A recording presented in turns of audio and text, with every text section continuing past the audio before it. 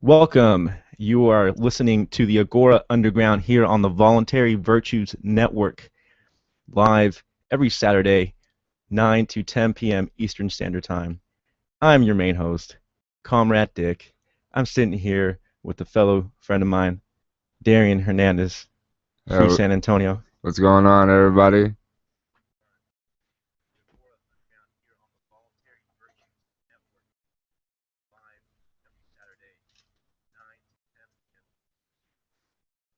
Not sure what was that, ladies and gentlemen. Sorry about that. I had another YouTube window open there, and I guess it was broadcasting what we were doing there. Um, but this is the Voluntary Virtues Network. Mike Shanklin doing a great, awesome job. Do appreciate you, Mike. You kicking butt, kicking the state's butt. Yeah, You, thanks for having us on. yes, thank you for providing this venue for so many young, libertarian-minded, girls and gals and Girls and gals and girls and gals and young cowboys and comrades in the revolution. Do appreciate you, Mike. Uh, and basically, we figure, hey, you know what? Agorism might need to be discussed on this network a little bit in depth, how it works, what it consists of, what the philosophy is actually. This show is in association with Free San Antonio, a subchapter of Free Detroit. yeah, yeah. Basically, Detroit went bankrupt, and a bunch of anarchists, we all know, right? The city went bankrupt as governments inflate their currencies and overspend and pocket all the money. And basically, the city went bankrupt, so a bunch of anarchists got together and started forming communities, started forming little networks of, everything from open carrying defense to growing their own food to micro economies. To mowing city parks that used to be mowed by the city, but no longer are provided that service, and they had to take in their own hands, get their own lawnmowers, go out there on their own time, and use their own sweat to get out there and make a cleaner park for their children. I mean, Yeah, yeah, yeah. Reason Magazine did a nice little breakdown of that.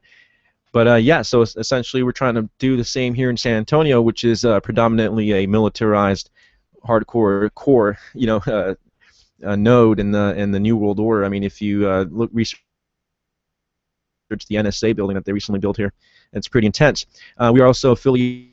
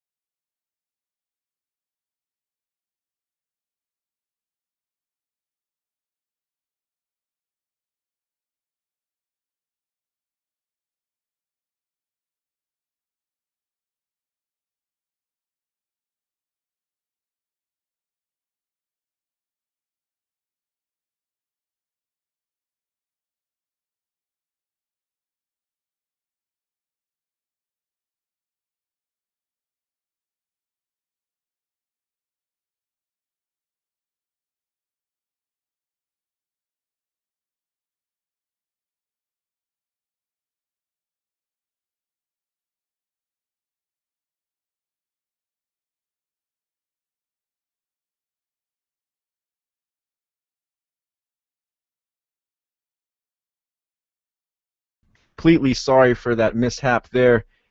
Turns out the NSA most likely Shut us down. shut us down there. Funny enough, we brought them up and our whole feed shut down there. I mean, we almost had a blackout here at the house. Sorry about that. We will try to avoid that. Maybe you need to get backup generators, do the prepper thing. Yeah, we need to make our own radio beacons so we can be have working on a different airline and shit. Yeah, right. I mean, we need the black boxes. But anyway, so guys, definitely want to break down agorism for you listeners. I mean, I know this is an ANCAP network. I know this is an objectivist network. People that associate with libertarianism and maybe even right libertarianism or right anarchism, if you will, if you had to use terms and all that, would most likely be turned off. Most of you guys would be turned off if I were to tell you, hey, well, would you want to hear about left libertarianism? What the heck does that mean, right? I mean, what you talking about? Telling me collectivist libertarianism? What kind of oxymoronic, contradictory phrase is that?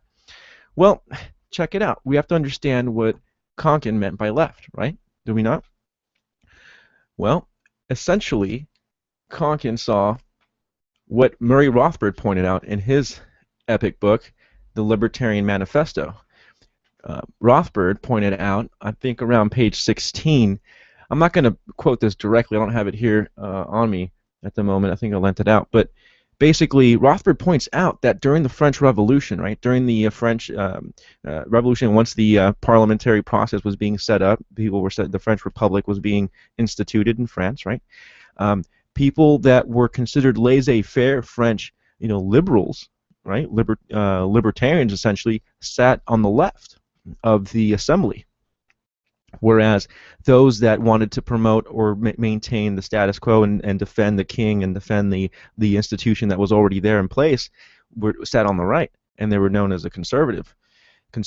And Rothbard points out in his book how we have failed, right, as the watchmen, because we have allowed the socialist status to take over the the phrase leftist or leftist or liberal. We've allowed them to take over that because essentially Frederick Bastiat sat on the left of the assembly, and they were all known as back in the day as laissez-faire was the left, was the liberal, was the anti-status quo, right? What is more revolutionary than the market itself, right? Just because you're rich this week doesn't mean you're going to be rich next week, and just because you have a successful business today doesn't mean you're going to have one tomorrow, right? The market is so spontaneous in that way. Rothbard points out that we kind of failed at our watch, right, as watchmen, by allowing the socialists to take over terms like leftist and liberal and start calling themselves that when we are the real anti-status quo. If that makes any sense. So it's time to take those those concepts back. But what better thing to get into agorism than reading the Agorist Primer itself? Agorist Primer, Counter Economics, Total Freedom in You, Samuel Edward Konkin. Let's cover a little bit on that Konkin's history though here real quick before I start reading it. Konkin was part of the Libertarian Party back in the early stages of it. And he had a big confrontation with Murray Rothbard on this issue. Konkin and many of his friends, considered Konkin to be in many aspects more Rothbardian than Rothbard himself.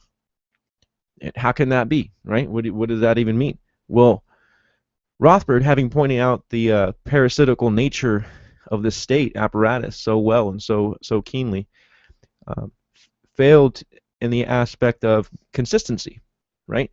If the political entity of the state is so evil and corrupt, why are we going to form a political party? Why are we going to partake in voting? Why are we going to associate ourselves in the political process? Of course, Rothbard's response to that was, well, hey, if the state's going to allow us to vote and voice our opinion and form political action committees, well, why not form, libertarian ones? Which is reasonable. It's a reasonable comeback, but Konkin does point something out that I think kind of nails the nail in the coffin as far as this particular debate goes. He basically pointed out that if our ends, the ends that we want to achieve, is a voluntary, a peaceful society based on the rule of law, on property rights and contractualization. If that's what we want to have, right? Basically voluntarism. Um, if that's what we're aiming for, then our right, if that's our ends, our means of objecting of achieving that objective can't contradict the ends. You can't use violence and the state in order to get rid of violence in the state, right? It's just not going to work. It's just going to be a perpetual process, cyclical political process, as it's shown to be. So agorism, really, left libertarianism, right, left market anarchism, whichever term you want to use, all it really asserts is that it's not going to use any political process in order to achieve its ends, right? It's going to use direct action. It's going to use community, and it's going to use, the direct action of individuals within that community. That's essentially what it's going to use. So, not counting on bureaucrats, right, and politicians in Washington or in your state capital to help you out or give you some handout, right? And this is a very valid point, because Konkin pointed out, it's consistency that makes libertarianism, right? We are the consistent philosophy, political philosophy. So why all of a sudden suspend your logic and your consistency and then go vote and go partake in the political process? Basically, you're not being consistent at that point, and that's his main argument against it, and so that kind of points out that. So as far as introduction here into the Agorist Primer, it starts off here on the preface. Ideas evolve and grow. At some point, an idea connects with so many other concepts that it becomes central to a way of thinking, an ideology. At some state of an ideology's life, between its birth and death, it reaches a level of maturity such that someone is motivated to divert his efforts from expanding it outward and upward and begins to look downward. That is, to pass on the knowledge to those not specializing in theoretical development. Perhaps the theoretician is reminded for whom he developed the ideology in the first place. Agorism is a way of thinking about the world around you, a method of understanding why things work the way they do, how they do, and how they can be dealt with. Was meant to improve the lot of everyone, not a chosen elite or unwashed underclass. Hence, an introductory work that presents ideas without going through the long intellectual history and conflict of competing ideas that produce them. As the creator of agorism, it is most incumbent of me first to attempt to reduce it to basic, find some small reward. Samuel Edward Konkin III. And then there's a publisher's note. Basically, they had some updating on as far as words and stuff like that. Instead of using terms like, I guess megabytes, gigs now, or terabytes and stuff like that. Little updates. Yeah, you gotta update the times and stuff. Yeah. But he basically that are really neat. I suggest people check this out online. He has 8 chapters, and it's and it's 4 sets, right? Pairs, 4 pairs, and basically it's economics and applied economics, counter-economics, applied counter-economics, libertarianism, applied libertarianism, and finally agorism and applied agorism. So we'll just see how far we get on this and start breaking down these. Go along. And again, this is the Underground Agora. We do apologize for that transmission break earlier. And this is the Voluntary Virtues Network. We do thank you for tuning in, and hopefully, we can get our green screen up sometime in the near future, so you can actually, get more of an experience from this show. We will continue on. Chapter 1, an Agorist Primer. Chapter 1 is economics. Starts off, economics is a dismal science. Those understanding certain economic concepts profit flamboyantly. Economics is a tool corporations and governments use to control society. Those understanding economic concepts have taught concepts. Economics is a meaningless college exercise. Speculators understanding economics make millions of dollars and save others from financial ruin. Here is our problem. All the above statements are true. If that makes you think that there's an inconsistency in the use of economics, you are correct. With a lower class E, economics is the study of relations between people. With a capital E, economics is an institution financed mostly by government and its tax privileged foundations. With foundation money, that is, institution controls, however imperfectly, those who would learn and teach economics at government schools or private colleges. This is a very important point here, is that economic theory is one of those highly debated, highly contested sciences where we have an academic, consistent, and truthful, right, honest class of people who do point out the legitimate economic philosophies.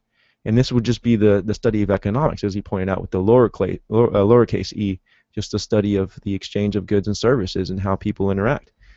But the state-funded, right, academic-funded wing of economics, which essentially would be your Keynesianism and your neo-Keynesianism or your neoliberalism with Milton Friedman, even Marxism, right, and socialism or wings of mutualism have maybe not so much mutualism, but it can be debated. But regardless, these main head honchos, especially Keynesianism and Marxism, have very heavy implications for the state and benefits for the state, especially if you promote these economic theories.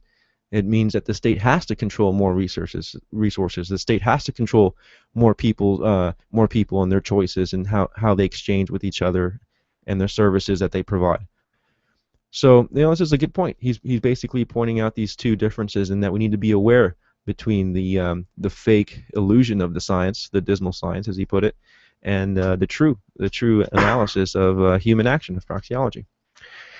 So he continues on here. Maybe this appears to be a big deal made out of little. After all, it is not most of chemistry and astronomy and mathematics also institutionalized?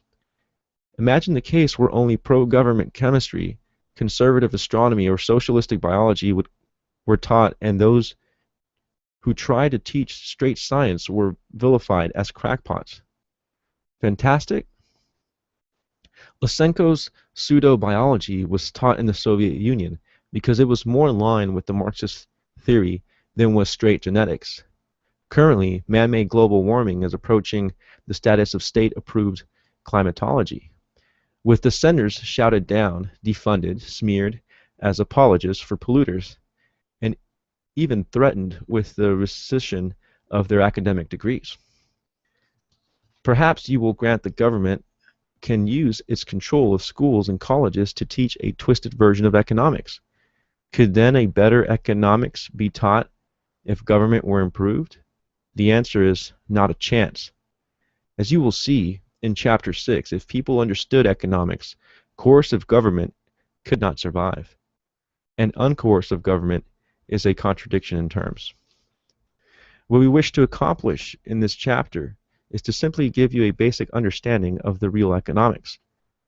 No, this is not just to help you explain the rest of this book, even though an elementary understanding, it is an elementary understanding of economics. Fewer con games can defraud you, especially the high-stakes political kind. So let us start with why people act economically to begin with. Starts off here, first point in economics, value. Right down there at the very bottom, we again, human beings, act. Why? Ludwig von Mises said it best: to remove felt uneasiness, or uneasy. If you were perfectly content, nothing and no one nagging at you, and you knew that you did nothing, you could continue to be content. Would you move? So essentially he's asking, what gets us to act and do something? Yeah, and I actually want to take a note on that. I mean, it is really hard to get people motivated to actually go out there and take action. I mean, you've gone out on the streets, trying to preach the word of the truth, to everybody, and I've done the same, and it's just so hard to get people to actually take some sort of action, right? Yeah, yeah. It's not until they personally feel the uneasiness, right? I mean, it's not until you feel hungry that you go make yourself a sandwich, or you feel thirsty that you go pour yourself a drink of water. Well, it's not until you feel the threat of the state and you see the state apparatus for what it is that you're going to be willing then to go out there and right Right. and expose it. So yeah, that's a good point. So basically, he's pointing out that what gets us to move, right? Would we even move if we just felt perfectly content, if we felt perfectly satisfied at all times? Would we even act, right? And remember, moving from this state would increase unhappiness. Yeah, I mean, if you feel like totally relaxed on the couch and getting up is going to be Le- burdensome yeah, or it's not enjoyable. less comfortable. I mean, are you not gonna want to get off the couch then, just because you're not discomforted by having to stand? Right, right. And you wouldn't until there was a reason enough that outweighs the initial joy of sitting on the couch. So like you had Bed a date. sores, bed Well, sores. yeah, I mean that's I guess the negative, right? Get up, you sloth. But say you had a date or something, right? I mean, yeah. I could be laying on my bed and like it just feels I'm taking a nap, right? And taking my little siesta here in San Antonio. We're broadcasting from Alamo Town too. If anybody is down here, hit us up definitely. But it's like I can be taking a little siesta and be all comfy, but if I got a date, then it's like wait a minute, that date's gonna like outweigh, right? Me wanting to go to that date is gonna outweigh me like enjoying the couch. So so I'm gonna get up and go like Yeah, definitely. um You gotta get the girls. gotta get the girls, gotta get the grub, gotta make a sandwich, ham sandwich as Rothbard put it. Um, of course you wouldn't move. Even if you said you would move to relieve boredom, you would be violating the hypothesis. You would be more bored by moving since that is the increase in unhappiness. Aha. Is that not a contradiction, you rightfully ask? Correct. And if an assumption leads to a contradiction, it is wrong. Our assumption was that you could achieve a state of ease. Therefore, such a human condition is impossible. In reality, man always has reason to feel uneasy, to feed himself, clothe himself, shelter himself, reproduce, and feed, shelter, and clothe others, amuse himself, and so on and so forth. Uneasiness cannot be eliminated. It can, however, be reduced. It can also, unfortunately, be augmented. If you seek to starve yourself and bore yourself, you increase your uneasiness. Some actions you perform achieve negative goals. Some achieve positive ones. Those which remove felt uneasy or unease are values. Those which remove felt unease are values. That's a very key point right there. So anything that removes a sense of uneasiness is something of value to that individual. Everything, from like shoes, you're walking barefoot, so getting some shoes which no longer, tear up your feet because you're walking barefoot in the street everywhere, that's gonna make it, easier to walk around. I don't know. It was those barefoot shoes that really got me going. Cause me personally, I like to be barefooted. But I can't walk Oh yeah, and the around in grass this. is You good. can't. Well, you can't walk around the streets like that. So that's why people took that opportunity to be like, oh, well, people like being barefoot, but you can't get all cut up in the urban environment. So Oh yeah, yeah. they invented the little toe shoes. Little look like you're walking around in your bare feet. How long would it have taken the Soviet Union if it took over the world? How long would it have taken the Soviet Union to develop those shoes? That'd be like the invention of the 31st, century or something. He's walking around with shoes with toes. What? I've been walking in garbage in years with no shoes. I got two shoes, one shoe bigger than the other shoe. Yeah, right. That's funny, dude. um, yeah, I mean, it's just badass. I mean, it just shows that capitalism, I mean, right? I mean, it just provides so many products that we couldn't even imagine. Because not everyone has all the answers, right? Not everyone's a genius. Like, in other words, not one person has all the information in the world. Do you know how your phone works? Didn't think so. No. Yeah, we don't know like all these little details, but someone else does. And then so the necessity for the division of labor and exchange is automatically there. I mean, it's always been there. The foundation of society itself, right? So anyway, he continues on here. So anything that relieves felt unease is a value to that person.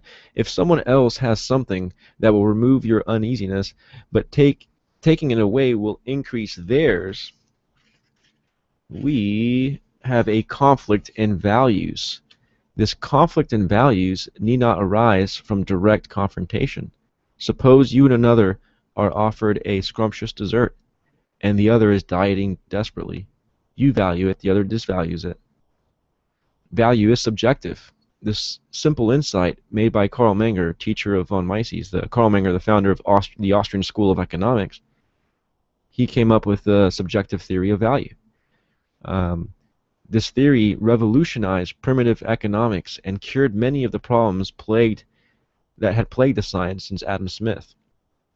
Had Marx heeded Menger's advice, or rather his observation, economic observation, socialism would have been abandoned. Subjective value leads to individualism. It also explains so powerfully why people trade, and it demolishes their theories of exploitation.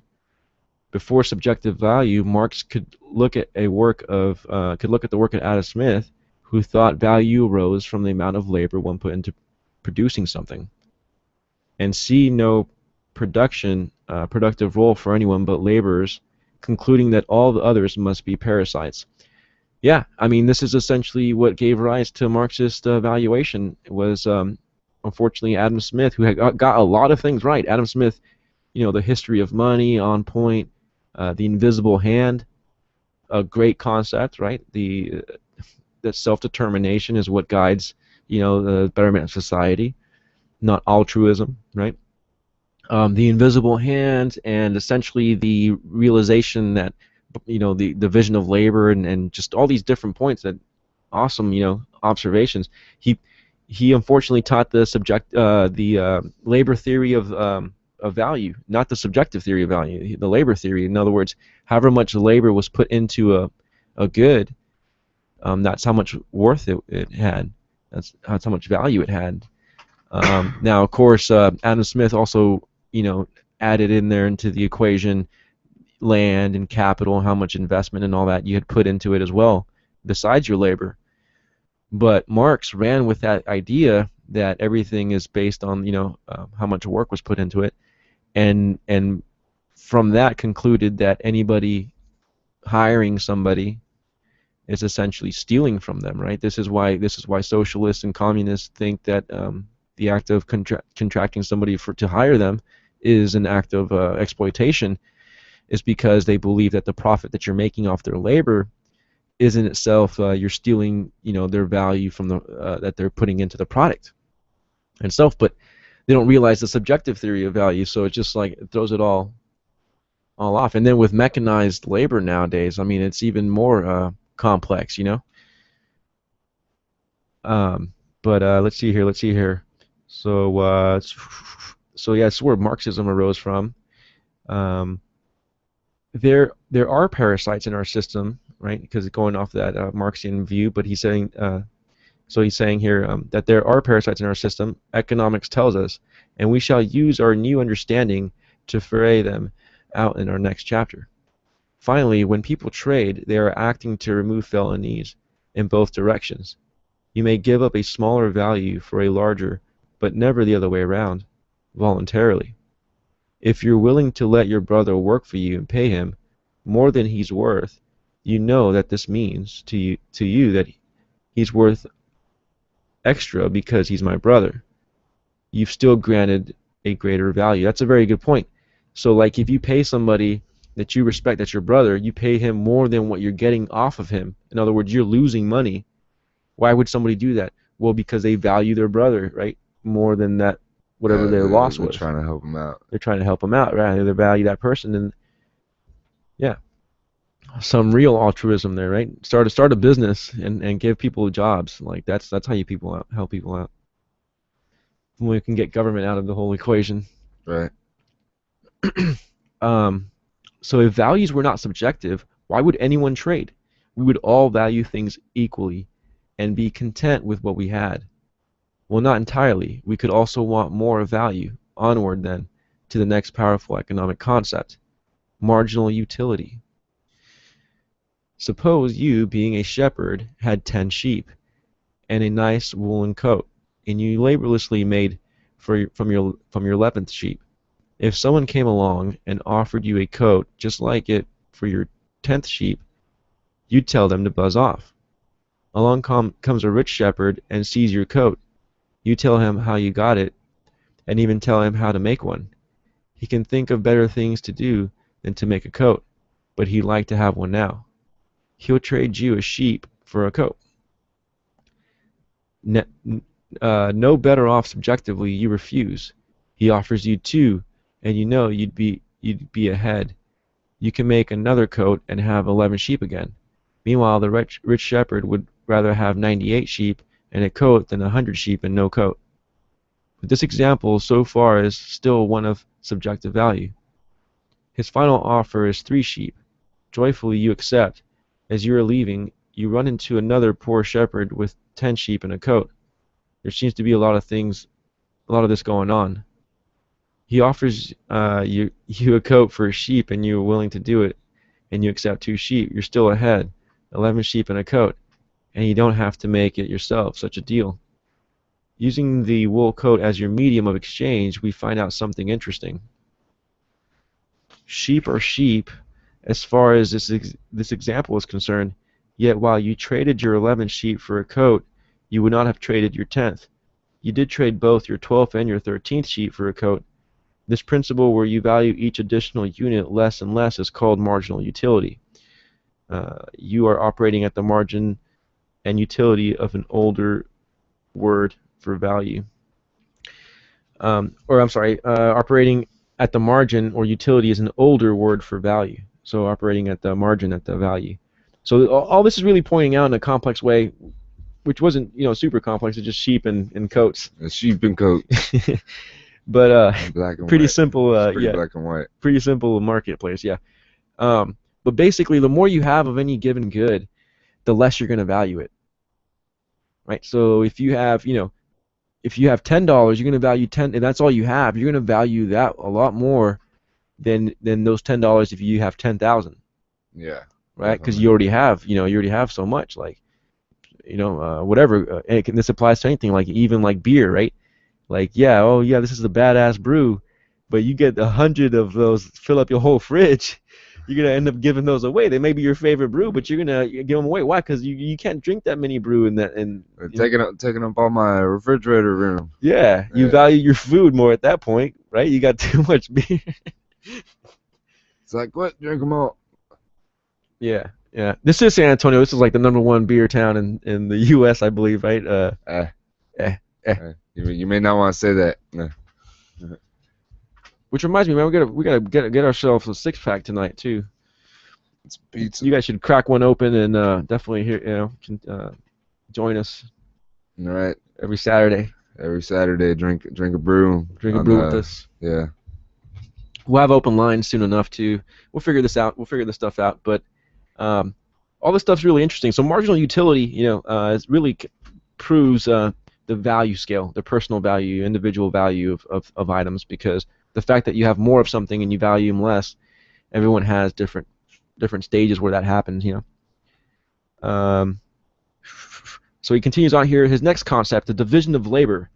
Subjective value may lead us to think we would prefer producing some goods rather than others, or transporting them, trading them, serving them, or storing them. Yet it is marginal utility which tells us why this specialization works.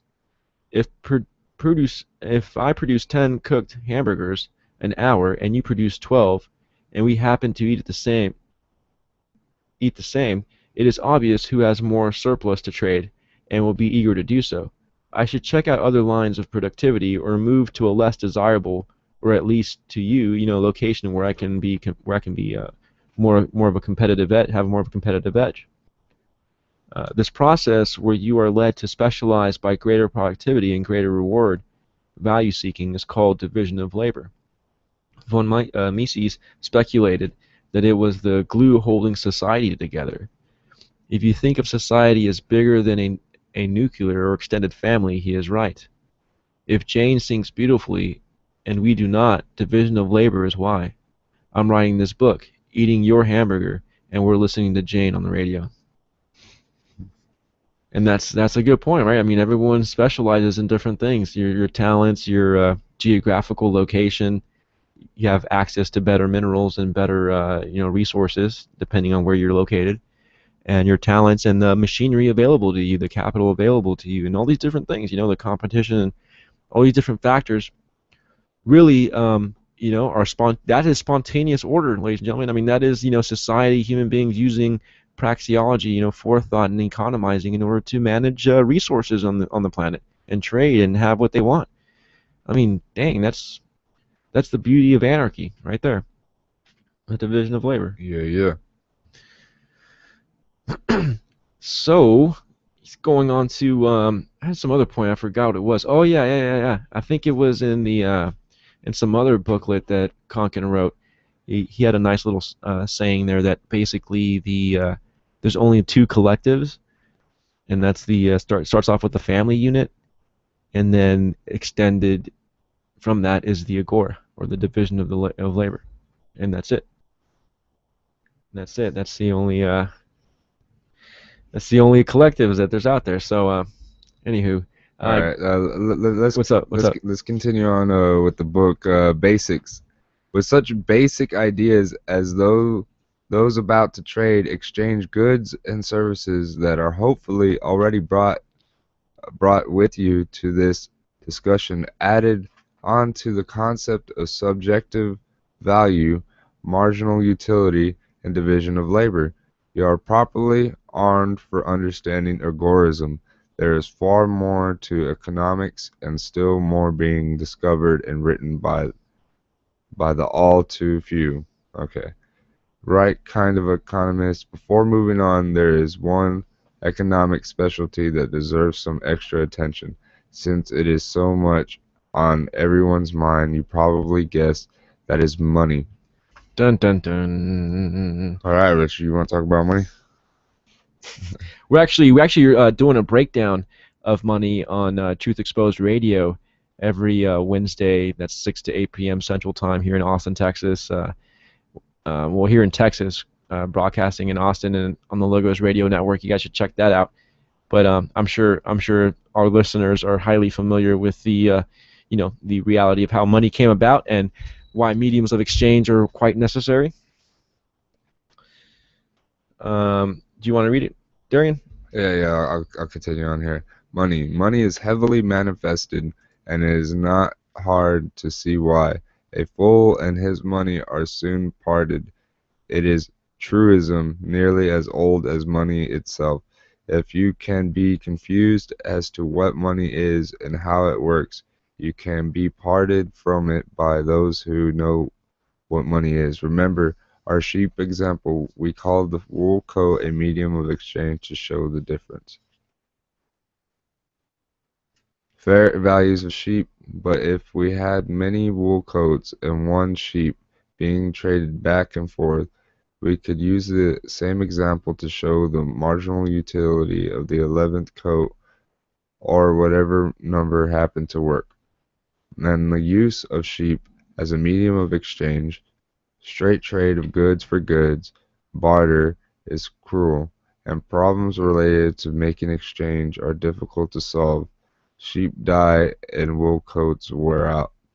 They do not store value well, and since value is subjective, changes in your needs, taste, and circumstances alter your values anyway. Nothing can store a changing quantity, or as math majors would say, fix a variable. Yeah, it's a really good point. I mean, he's pointing out here how if the basic economy started with barter and just simply trading goods, goods for goods, how would you store your wealth? how can you store up, retirement, or how could you store up riches if you're a hard worker, right? If you're successful and if you're making like extra, if you have more goods for yourself. I mean, like you said, coats wear out, food spoils. I mean, different things happen, right? To different resources, they tend to degrade, and they're hard to, you know, break off into pieces. I mean, you have to trade a whole cow, right, for some salt because you can't, you can't just chop off the cow's legs and expect it to, continue walking and being able to just carry it along. I mean, that doesn't make any sense. You'd have to trade a whole, you know, uh, a whole sheep or whatever for something, for a whole bunch of butter or cheese, and you got more than what you needed. So it's really crude in that sense. It's a very crude way of exchanging, and this is why money originated, right? This was why society kept figuring out what was the best medium of exchange, and eventually got to metals. But let's see here. So he continues on here. What we would like is something that makes change, stores its value, and is universally acceptable. Everyone wants it all the time. To be blunt, there is no such thing and never will be, though all bank directors, congressmen, and commissaries might decree otherwise. Subjective value assures us of that. And that's very true. We're seeing the transformation between precious metals being the peak of money to cryptocurrencies right now. Possibly outdoing gold and silver because it has the ability to be transferred across the globe, right, without any weight, without any shipping But but costs. but but how about that Bitcoin, digital That's currency? what I mean. Yeah, yeah, yeah, Yeah. yeah. Exactly. How about that Bitcoin? Who that? Who that? Who that Bitcoin? That's right. So Dark wallet. yeah, yeah, definitely. I mean, it gets rid of the transaction fees, and this is proving to be, very revolutionary in the realm of money. Eh, So that's kind of a prediction that Konkin got right there. I mean, nothing, right?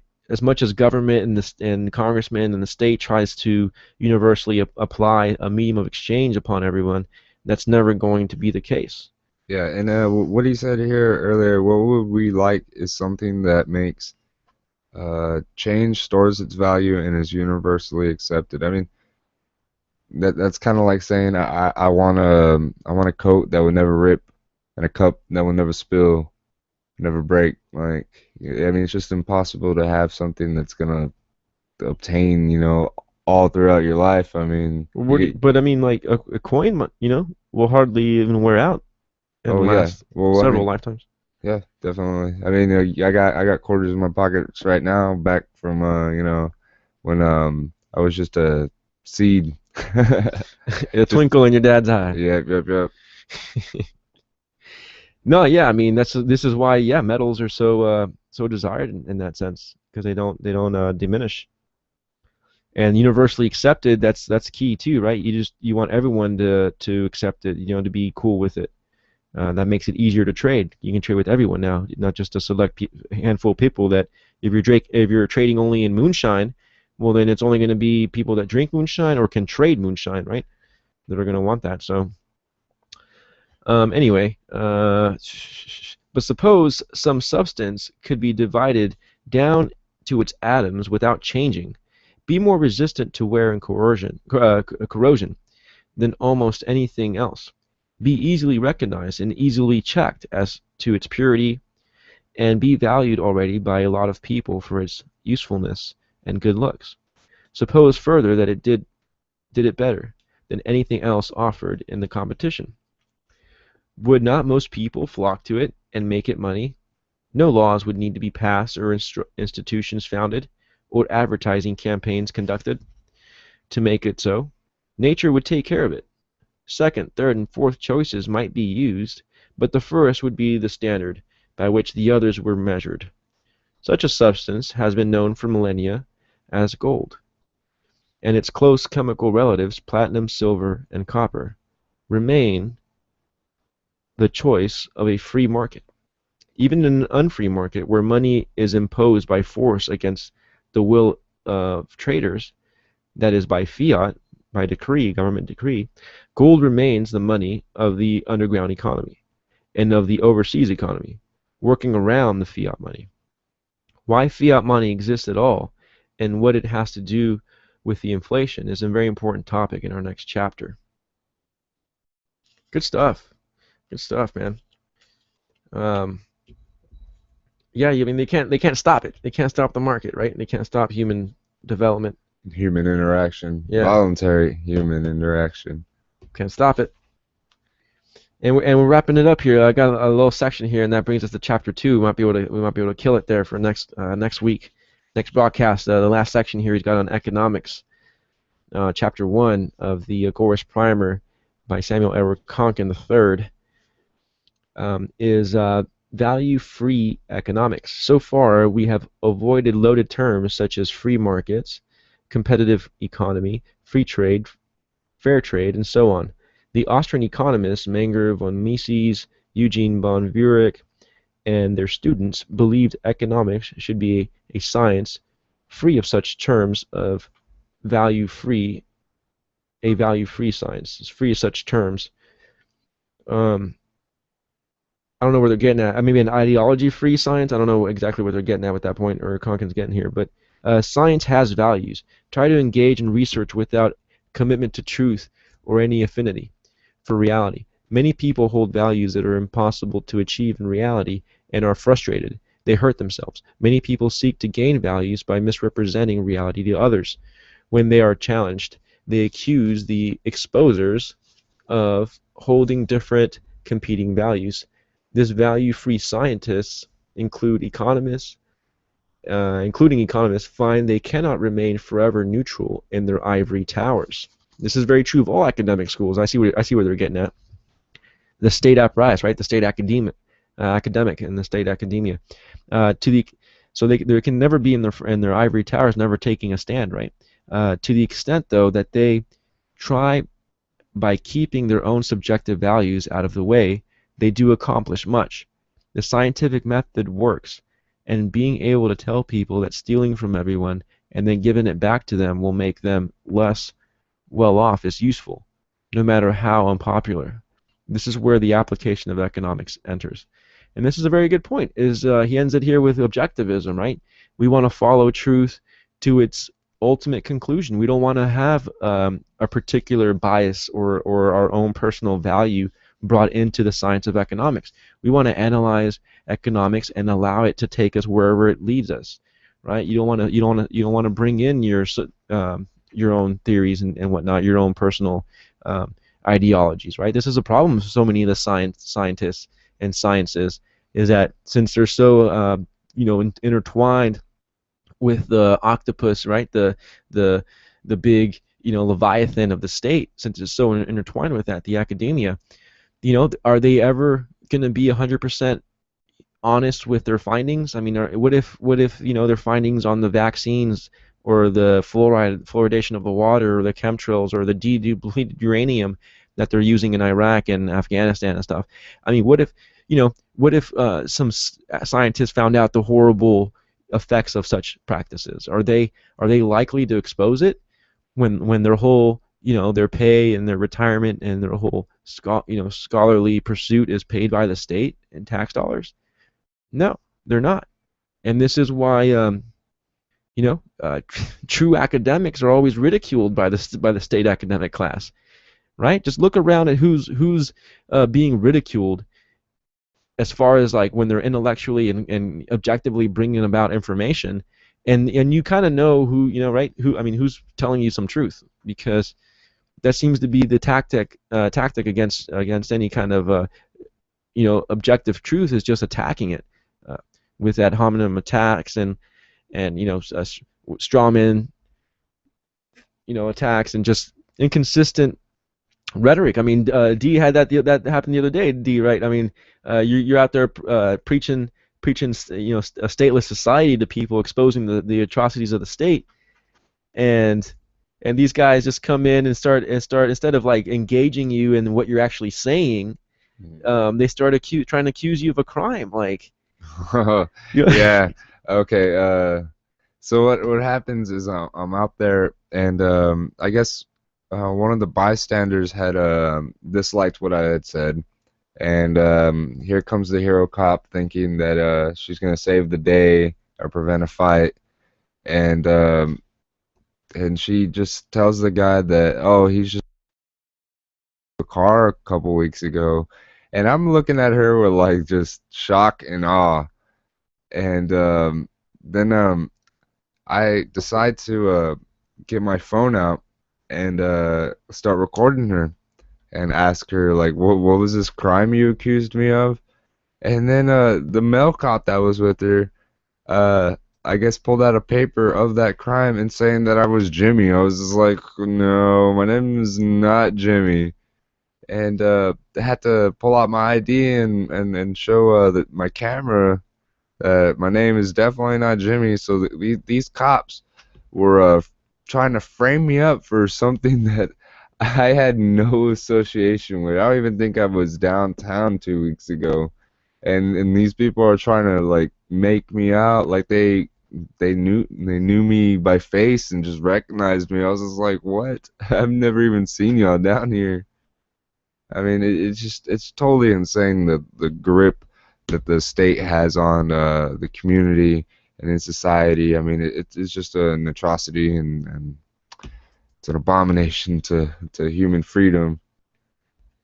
That's, I mean, right? Yeah, it's a joke, right? It's a joke to our mental capacity as human beings to voluntarily associate and free association and exchange and just build community and friendships and partnerships, right? It's a joke to that, to have to bring in the gun and force people at the barrel of a gun or at the under the pretext of democracy and justice to comply. I mean, that's just it's an offense to reason, really, and really we need to teach people how to think. I mean, this is a pretty easy process, I mean, it takes time, but getting into objectivist philosophy, getting into how epistemology really knowledge comes into our minds, through empirical evidence, right? Empiricism and through reason. I mean, we need to break those things down and just always keep our minds open to more information and double checking all our facts and trying to get first-hand sources as much as we can and just having consistency through our research and being honest with where the facts lead us. That's a key point too. And I mean, heck, if I come across an argument that the state is actually necessary for X or Y reason, I mean, and it's a valid point, I might have to give up being an anarchist, But I haven't really heard one as up to date. I keep hearing all their reasonings behind it, and they're not really reasonable. They're wacky conclusions. Yeah, I mean, there's answers. There's answers from a lot of really smart people on how to deal with these objections to anarchy. There's a lot of great breakdowns on that. What else, D? What else, D? We got this is Saturday. We're gonna try to go down tomorrow, get some more recordings online for you guys, and just keep breaking it down. I mean, we're gonna have hopefully a better show next time. Get a green screen involved, and just bring more facts and bring it to it. Yeah, we're gonna hopefully gonna bring some video to you, show you our wacky misadventures, and bring some truth to your ears and hopefully shock your dome. And we seem to have about 5 minutes left. I mean, sure, we can get into all kinds of stuff, but it might take a little bit more than 5 minutes. Know what I'm saying? Well, yeah. Let's wrap up what we kind of discussed today. Agorism, right? Being from the left, what it actually means to be a leftist and a liberal, right? Laissez-faire, anti-status quo. These are important things, right? How we act because we feel an uneasiness, and we act because we want to fulfill a better level of comfort. And our differences in value. Yeah. I mean that's the truth right there. I mean, a jacket may look good to me, and I may want that jacket more than you do, but you might want something more than I do. It just goes to show that we have different tastes. Why you can't get mad at the crackhead if he wants to buy, his little crack. I mean, it's his body, he ain't, as long as he ain't getting it off of from my money. Right. stealing from me in order to get it. Um, what else? What else did we cover? Uh, Consistency, right? Trying to be consistency. The origin of Agorism as a movement, a counter to the mainstream libertarian, as far as the political wing of it.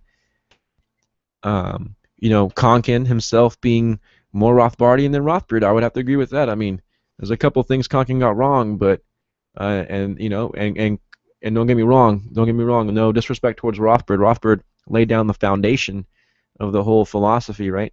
As far as you're right, a stateless society and run by the market, right? How security service and dispute resolution services would be handled in a free market. That's all Rothbard. Really good stuff. But Konkin, I think was more consistent with Rothbard's philosophy than Rothbard was towards the end there. And what else? What else? What else? Yeah, I mean, that's basically it, ladies and gentlemen. This is the Agora Underground on the Voluntary Virtues Network. We're live every Saturday, 9 to 10 p.m. Eastern Standard Time. I am Comrade Dick here. And I'm Darian, and thanks for listening. Thank you, Mr. Shank, Mr. Shankler, Shanklin, Mike Shanklin, Mr. Sharpshank. Yeah. Shank shooter. Cutting it deep. Yeah. Do appreciate you guys. Laissez-faire.